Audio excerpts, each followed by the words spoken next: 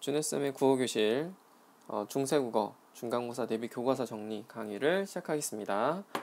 간략하게 한 15분 정도 예상하고 있는데요. 수업 잘 듣고 시험 준비하는데 도움이 됐으면 좋겠습니다. 먼저 교과를 좀 보겠습니다.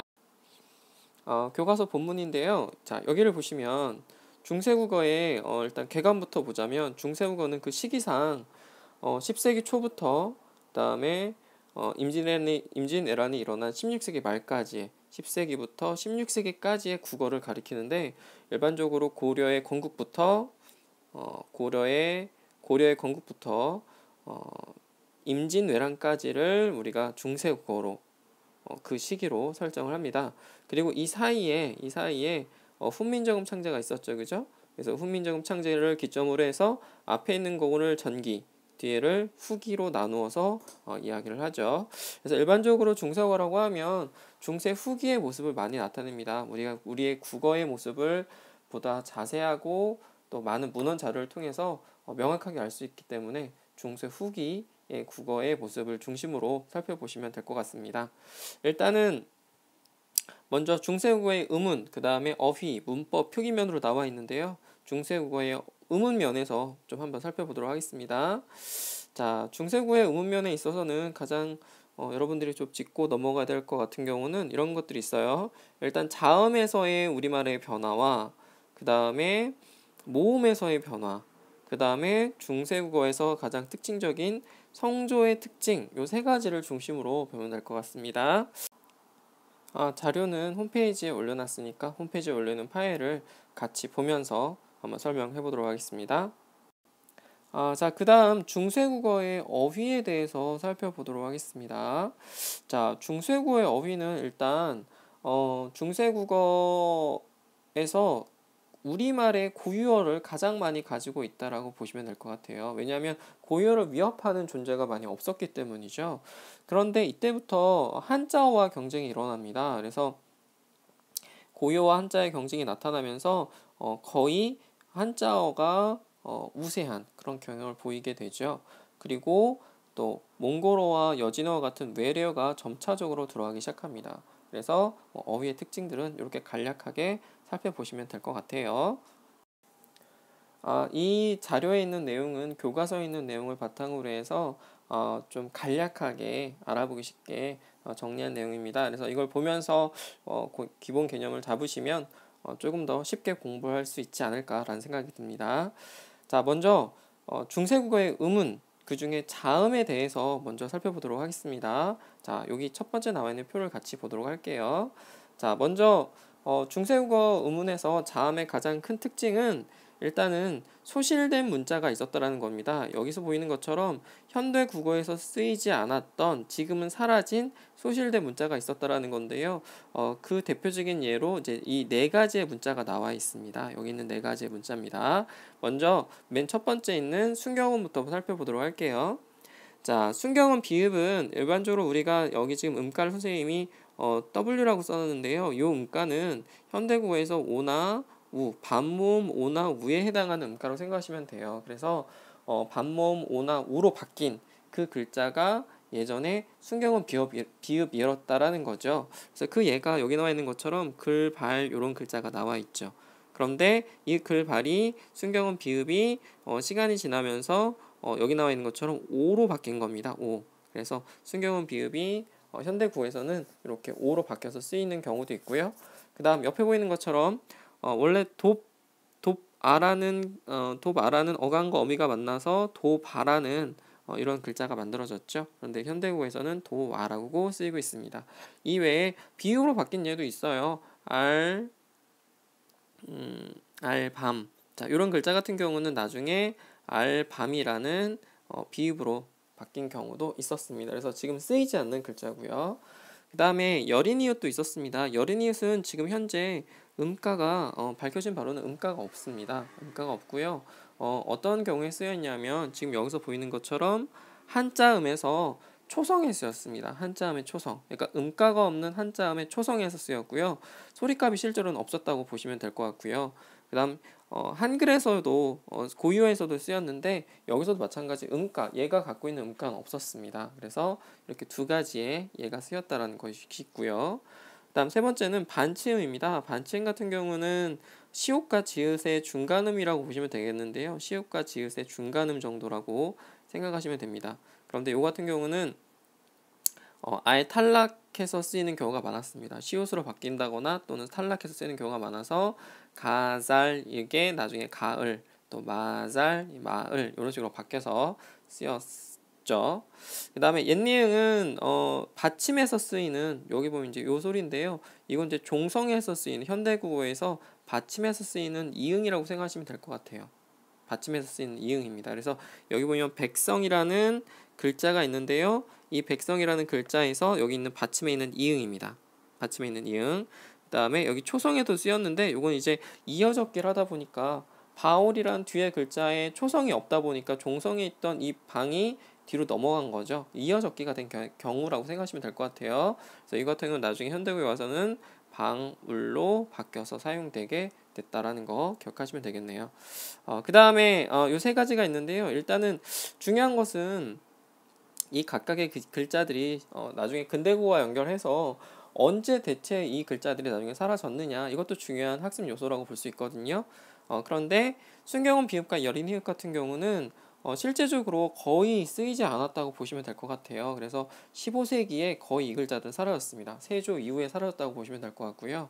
반치음과 옛니응이 있는데요. 반치음과 옛니응 중에 반치음이 먼저 사라졌습니다. 임진왜란 이전에 이미 반치음은 사라져서 이응으로 바뀌거나 요건 이제 이응으로 바뀌거나 아니면 시옷으로 바뀌는 얘들이 있었고요.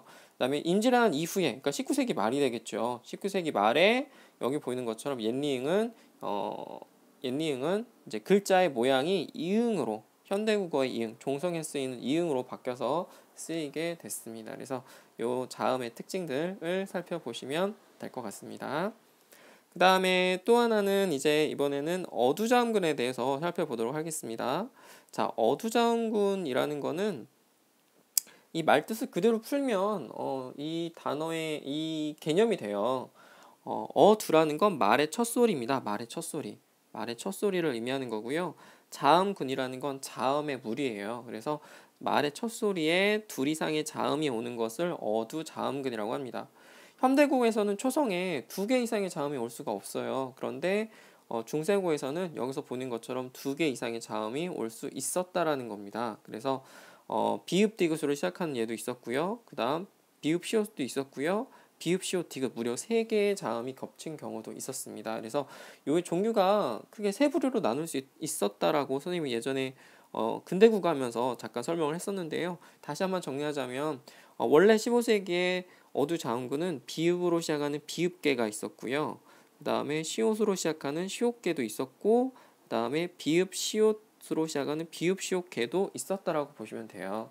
그래서 비읍계 같은 경우는 비읍, 디귿, 다음 비읍, 티읕, 다음에 비읍, 시옷, 비읍, 지읒 이런 글자들이 있었고요. 시옷계는 시옷, 기역, 시옷, 디귿, 시옷, 비읍 뭐 이런 글자들이 있었고요. 비읍 시옷은 비읍, 시옷, 기역, 비읍, 시옷, 디귿 이렇게 쓰이는 글자들, 다양한 종류의 어두자음군이 있었죠. 그러나 결국에 얘네들은 다 무엇을 나타내는 소리였냐면 결국에는 된소리를 나타내는 소리로 전부 다 바뀌어 버렸습니다. 그러니까 이게 근대국어를 지나면서 이런 변화가 나타난 거죠. 그래서 근대국어에서 이렇게 나왔던 어두자음군이 다 뭘로 통일이 되느냐? 여기 나와 있는 시옷계로 다 통일이 된다라고 기억하시면 되겠습니다. 그런데 중세국어에서는 이 소리가 전부 다 실제로 쓰였다라는 거죠. 그래서 어두자음군, 그래서 둘 이상의 자음을 초성에서 발음을 했다라고 생각하시면 되겠습니다. 그래서 근대국어 시기에 얘네들은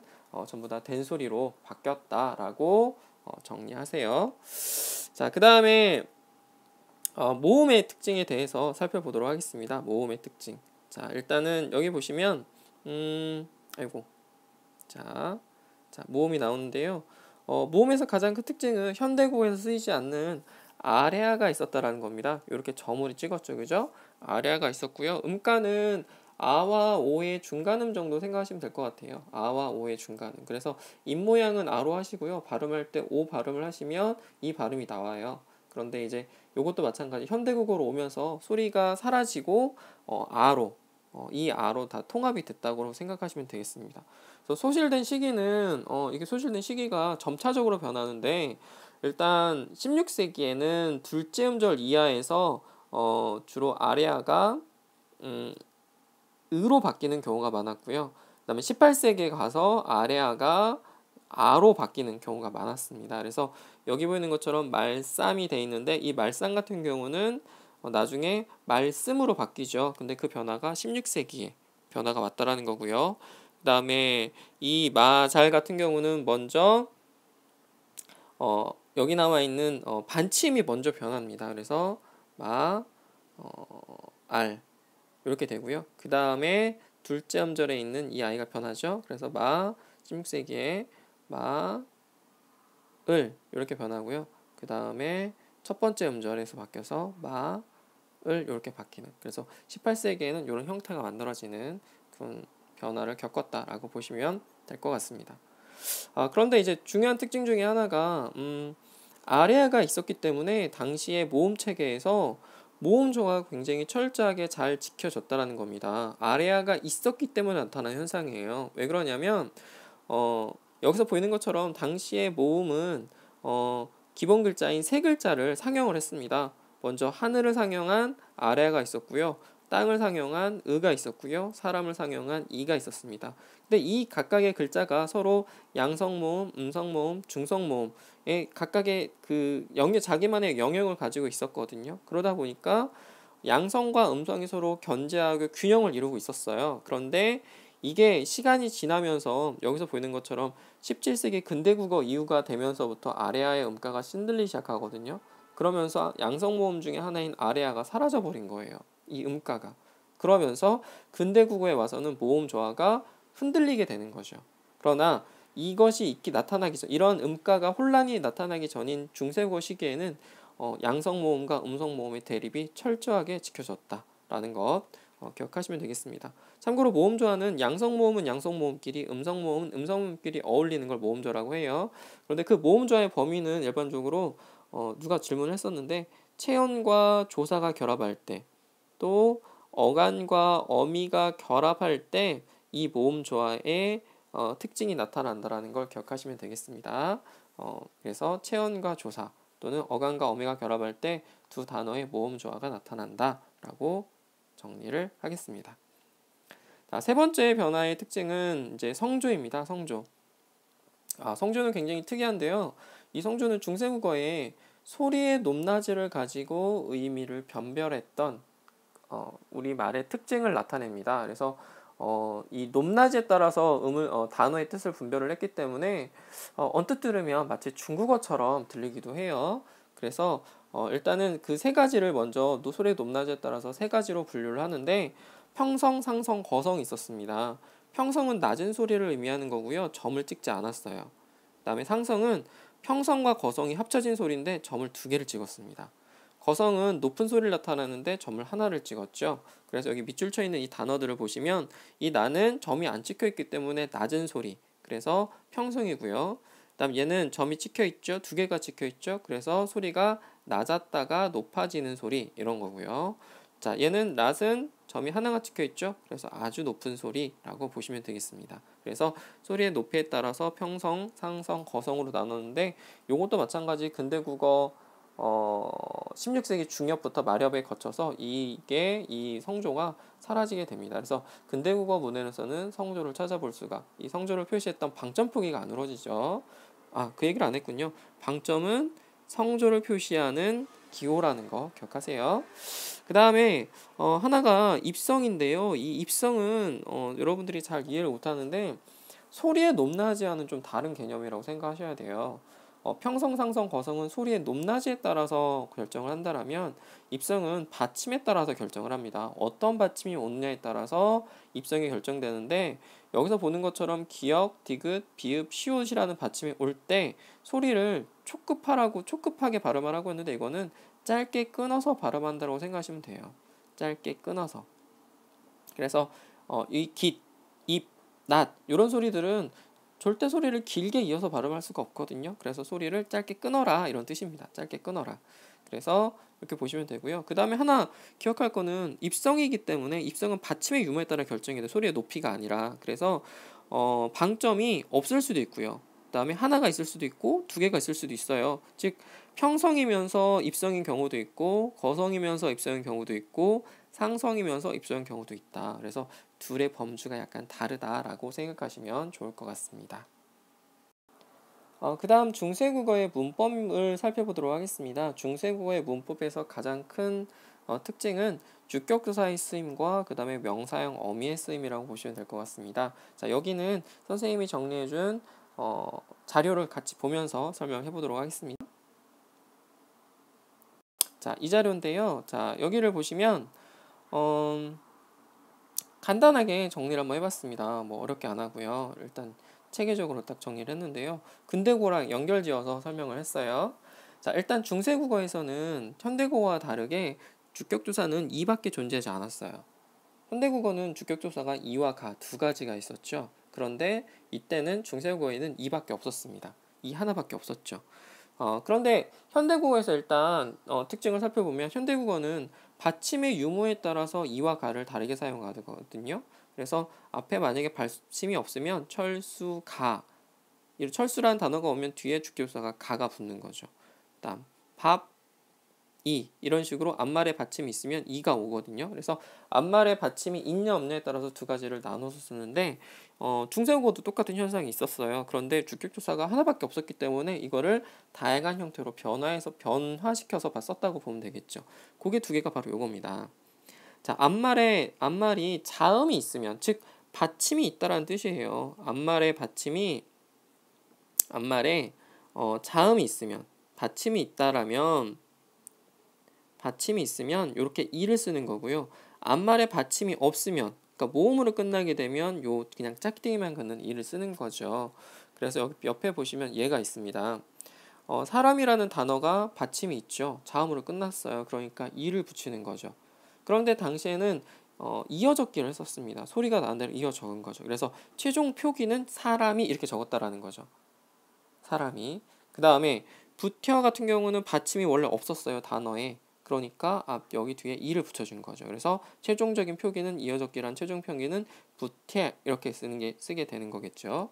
자, 요거 말고 이 모음으로 끝나는 경우도 있었어요. 그런 경우에는 받침을 쓸 수가 없어요.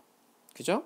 그래서 옆에 보시면 앞말이 이로 끝나게 되면 이를 붙이지 않습니다. 주격조사를. 그래서 이걸 현대국어로 해석을 하게 되면 뿌리가 깊은 이란 뜻입니다. 그래서 주격조사 가가 여기 들어 있어요. 그러나 여기는 가를 넣을 수가 없다라는 거죠. 왜 그러냐면 여기다가 이로 끝나 있는데 만약에 이를 하나 더 붙이게 되면 이 말을 발음할 수가 없다라고 했었죠. 그래서 앞말이 이로 끝나 있으면 주격조사를 생략한다라고 생각하시면 되겠습니다. 자, 그런데 이런 주격조사 이가 이렇게 쓰이다가 근대국어에 와서 주격조사가 가가 출현해서 현대국어와 같은 형태로 쓰이게 됐다라는 겁니다. 현대국어에는 이, 가 두 개가 있고요. 자, 그 다음에 넘어가서 명사형 어미에 대해서 살펴보도록 하겠습니다. 자, 명사형 어미라는 건 영어에서 동사를 명사로 만들어주는 그런 형태와 유사하다고 했었죠. 현대국어에서는 명사형 어미가 표의 맨 끝에 여기 표에 보이지만 명사형 어미가 미음이 있습니다. 미음. 현대국어에서는 요 두 가지가 있어요. 그래서 먹다라는 단어를 명사형으로 만들면 그죠? 자다라는 단어를 명사형으로 만들면 잠. 자, 이런 식이 되겠죠. 그런데 중세국어는 이게 좀 달랐다라는 겁니다. 그래서 두 가지가 있었는데 하나는 옴이 있었고 하나는 음이 있었다라는 겁니다. 그런데 이게 어떻게 쓰였느냐? 어떻게 구별해서 쓰였느냐? 앞말이 양성모음이 오게 되면 옴을 선택하는 거고요. 음성모음이 되면 옴을 선택하는 겁니다. 그래서 옆에 표를 보시면 안따라는 단어는 양성모음이 왔어요. 그러니까 양성 모음을 가지고 있는 명사형 어미를 골라서 안좀 이렇게 이어 적기를 하는 거고요. 자, 얘는 음성 어미가 왔어요. 그러니까 이제 음성 어미를 선택해서 숨 이렇게 쓰게 되는 거겠죠. 그래서 명사형 어미의 사용이었습니다.